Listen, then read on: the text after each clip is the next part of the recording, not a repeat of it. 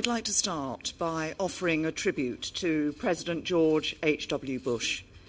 Today we remember a great statesman and a true friend of Britain. We send our deepest condolences to the American people and to his family. As we conclude this meeting of the G20, I would like to congratulate President Macri on Argentina's presidency and on the hosting of this summit. As the first British Prime Minister to visit Buenos Aires, I'm grateful for the warmth of the welcome I have received. The visit marks an important milestone in the relationship between the UK and Argentina. Yesterday, President Macri and I held productive talks on the way forward in our partnership, including on trade and investment. We also welcomed the agreement on a new commercial air link between the Falklands and Sao Paulo via Cordoba, a move that shows what we can achieve when we work together. The UK has always been clear about the importance of the G20 to international economic cooperation and the rules-based order. The G20 brings together countries that collectively constitute 85% of gross world product, two-thirds of the world's population, and around half of the world's land area. It is a vital forum in which we can work together to achieve strong, sustainable and balanced growth. And 10 years on from the last G20 leaders' meeting, this has been a productive summit. We've made strong commitments to work together on a range of areas, including reform of the World Trade Organization and making the global economy work for everyone. We also discussed other key priorities, such as tackling climate change and promoting global health. And I welcome the commitments made on stepping up the fight against modern slavery. Over the course of the summit, I've had a number of meetings with other world leaders. As well as discussing bilateral relationships and regional and global security issues, this summit has given me the opportunity to update friends and partners on the agreement we've reached on our exit from the European Union, and I've set out how it represents a good deal for the global economy. International firms that have invested in UK production or that use European bases to supply the UK market will benefit from the arrangements we have agreed. And for the first time in more than 4 decades, the UK will have an independent trade policy, playing an active role on the global stage as we take up our seat at the WTO in April 2019. That this deal sets a path for the UK to a brighter future has been affirmed by the discussions I've had on trade over the past 2 days, with friends and partners making clear that they are keen to sign and implement ambitious free trade agreements with us as soon as possible. Thank you. Now, pass on to some questions. Faisal, I think, am I right in saying this is your last trip with yes, Sky? I think it might be. But, you think it might be? It won't be an easy question because of it. So, Prime Minister, a third of the trade envoy MPs that you appointed aren't going to vote for your trade deal. They fear that in offering frictionless trade to Europe, you can't offer full-blooded goods trade deals to the partners here. What have you been telling people here, like the Japanese and the Canadians? Have you offered them a full-blooded goods trade deal? Because surely you can't to the backstop and frictionless trade. Well, first of all, we will have an independent trade policy. We will be able to reach trade deals around the rest of the world.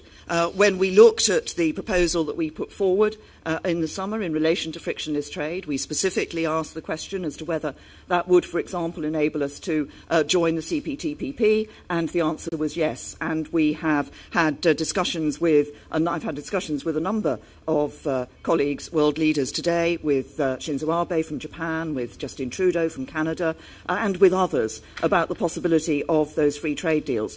And don't forget that actually what we will be looking at, and what is important, I think, for the world trade, and this was identified in the G20 discussions on this issue, is that trade and looking at the future of trade is about more than goods. Laura. Thank you very much, Prime Minister. BBC News. Another member of the government has left over their unhappiness with your Brexit compromise deal. You are still losing ministers. The number opposing your deal is going up rather than down. When will you accept that you are losing support? Look, over the next 9 days are a really important time for our country, leading up to the vote on this deal. I will be talking with members of Parliament, obviously, and explaining to them why I believe this is a good deal for the UK, why it is a deal that delivers on Brexit, but it's also a deal that protects jobs and the economy, and why I'm allowing this deal to go ahead, passing this deal in the vote that takes place in the House of Commons, will take us to certainty for the future, and that failure to do that would only lead to uncertainty. And I think what people want, what I've been hearing here at the G20, is the importance of that certainty for the future. Anybody else? Steve? Steve Hawkes at The Sun. Prime Minister, given the incredible events in Westminster, ministerial resignations, this could actually be one of your last trips if events turn out badly. What do you think your legacy as Prime Minister will be? Well, look, there's a lot more for me still to do, Steve, not least delivering on Brexit and being the Prime Minister that does take the United Kingdom out of the European Union. Jess?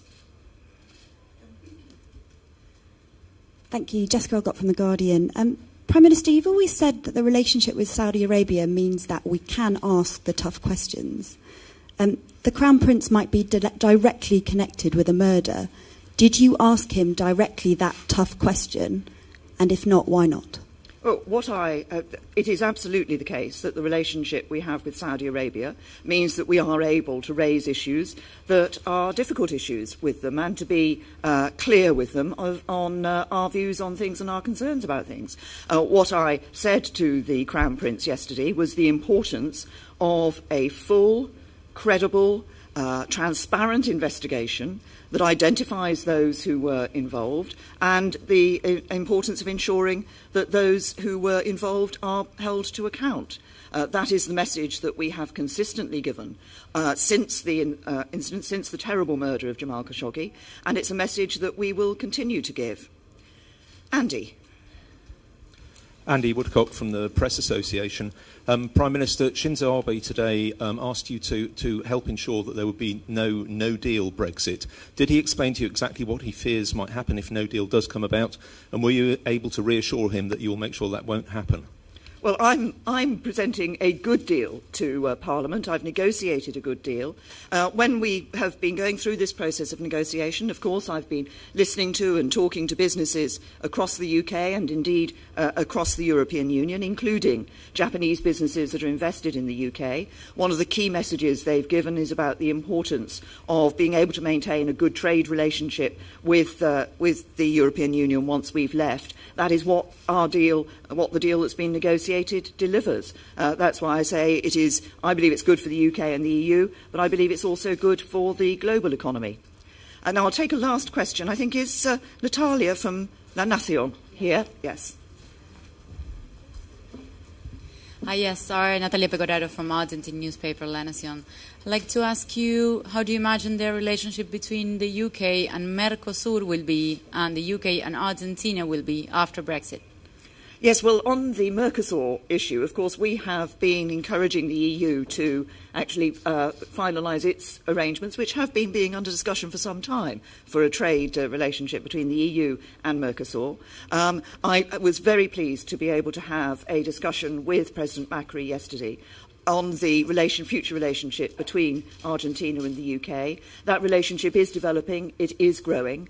We have seen some important steps taken, as I referenced in my comments just now, that extra flight that is coming from the Falklands to Sao Paulo via Cordoba. But we also look forward to developing our trade relationship with Argentina once we've left the European Union. And I think this is a developing relationship and it will continue to grow. Thank you.